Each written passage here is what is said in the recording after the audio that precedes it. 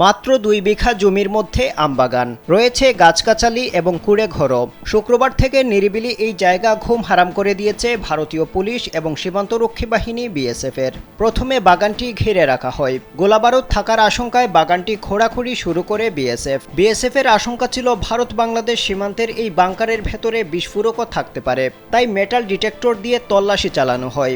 শনিবার দুপুর পর্যন্ত নদিয়ার কৃষ্ণনগর জেলার মাঝদিয়া থানা এলাকার নাগাটা সীমান্ত এলাকার ওই বাগানে 4টি বাংকারের সন্ধান পাওয়া গেছে এবং এগুলো থেকে মিলেছে প্রায় 1.5 কোটি টাকার নিষিদ্ধ কাশিরাম সিরাপের বোতল। বিএসএফ মনে করছে প্রায় 62,000 বোতল ফেনসিডিল বাংলাদেশে পাচারের ছক ছিল।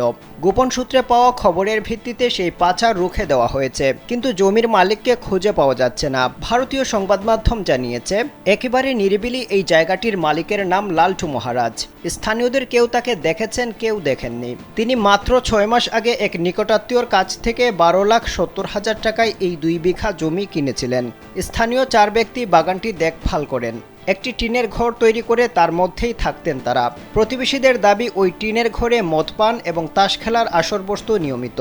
মাঝে মাঝে অচেনা মুখেরও যাতায়াত ছিল এই বাগানে।